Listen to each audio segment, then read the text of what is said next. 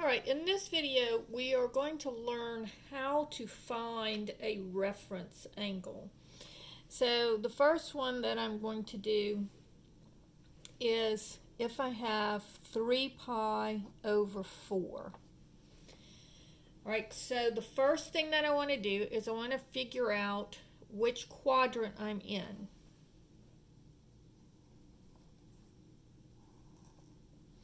So here's 0, here's pi, and I want my denominator to be 4. So this will be 4. So I multiply my numerator and denominator by 4 because 4 pi over 4 is the same as pi. And then over here would be double that because this is 2 pi, so this would be 8 pi over 4. Right?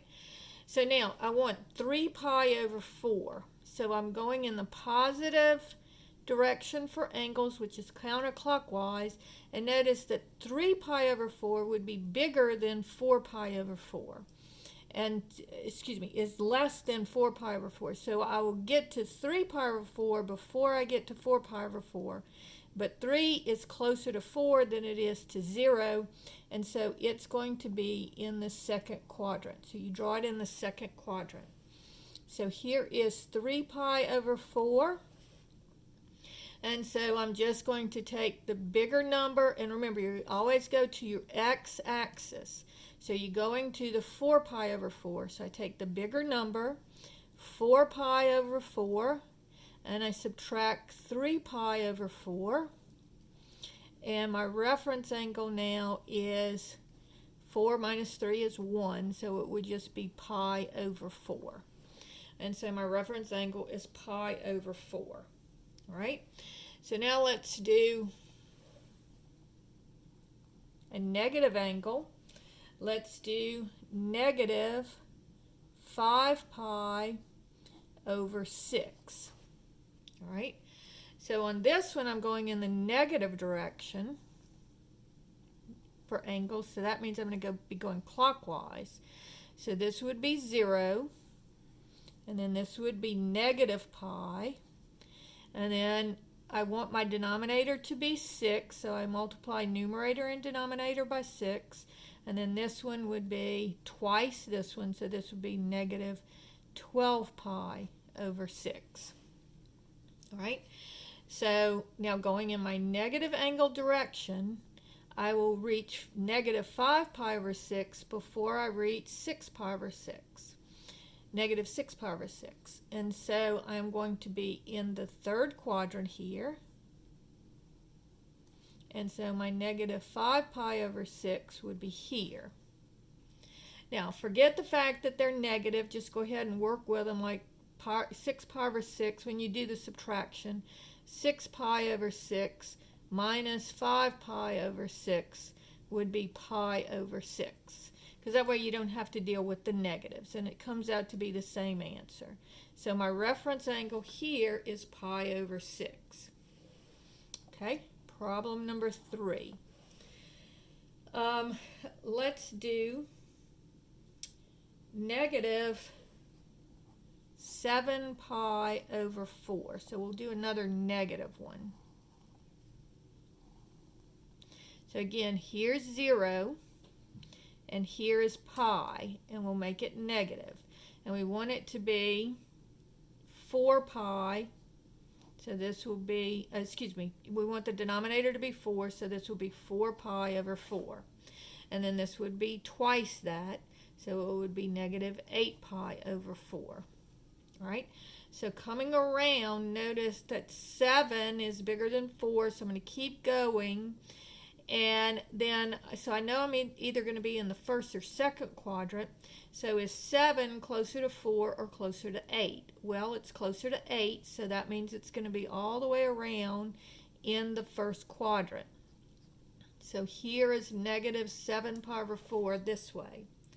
So my reference angle, if this is negative 7 pi over 4, again, forget the negatives. I'm always going to my x-axis. So I'm going to go from 8 pi over 4, and I'm going to subtract the 7 pi over 4, and I get pi over 4. So my reference angle here is pi over 4. All right. Now let's do a couple of problems using degrees. So problem number 4. If I have 300 degrees, all right, so let's look at it.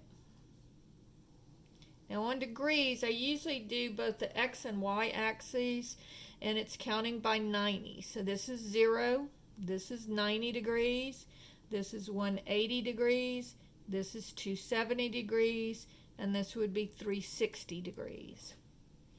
And so 300 is between 270 and 360, so it would be in the 4th quadrant. And then again, you always go to your x-axis. So here's 300. I'm going to 360. So 360 minus 300 would be 60 degrees. So this would be a 60-degree reference angle. Okay? And then let's do one negative one with degrees. So if I say negative 225 degrees. All right? And so here I'm going negative. So this would be 0. This would be, I'm going in this direction.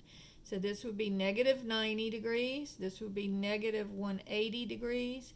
This would be negative 270 degrees. And this would be negative 360 degrees. I'm going around this way. So now, 225 is between 180 and 270.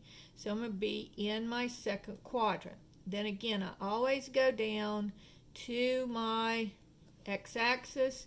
So negative 225 would be here. And again, you can go ahead and forget the negatives because it's the same difference between the angles.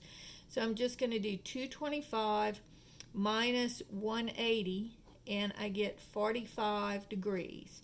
So this reference angle here would be 45 degrees.